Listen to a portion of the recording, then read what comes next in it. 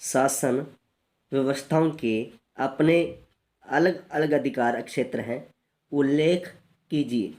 अथवा संविधान में शक्तियों के विभाजन की क्या व्यवस्था है?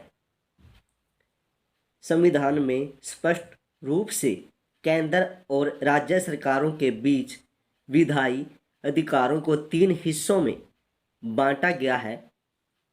नंबर 1 संघ सूची, नंबर 2 राज्य सूची, नंबर 3 समवर्ती सूची। संघ सूची, इस सूची में पूरे देश से संबंध रखने वाले विषयों को रखा गया है।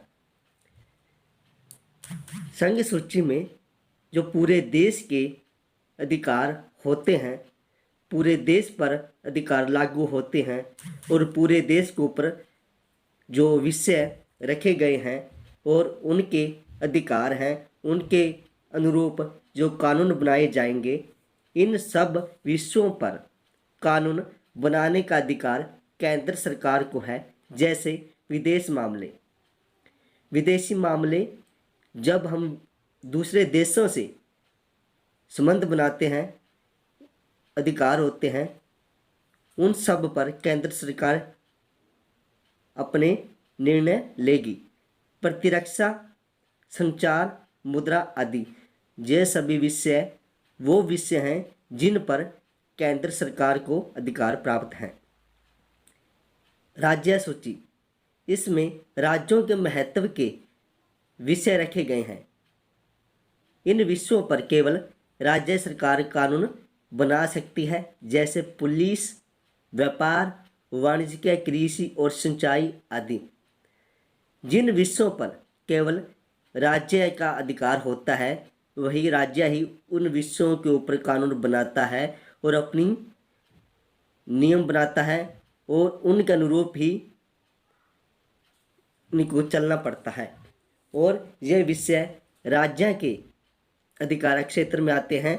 इन विषयों में जो पुलिस संबंधी निर्णय लेना है और पुलिस के लिए वैकेंसी निकालनी है, राज्यों से व्यापार करना है, वाणिज्य, कृषि से संबंधित, सिंचाई के संबंधित, ये सभी कार्य राज्य करता है और राज्य को इनके ऊपर कानून बनाने का अधिकार होता है।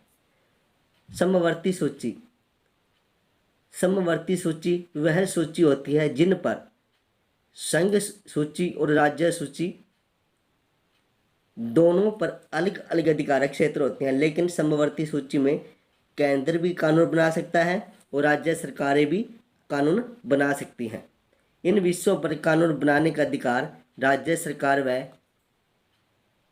केंद्र सरकार दोनों को है, किंतु यदि दोनों के कानून में टकराव हो जाए तो केंद्र सरकार का कानून ही मान्य होगा।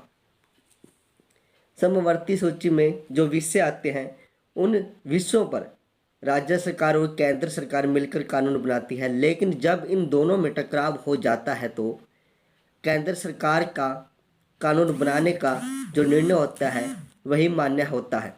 इसमें शिक्षा, मजदूर, संगठन, विवाह, गोद लेना और उत्तराधिकार जैसे विषय शामिल हैं।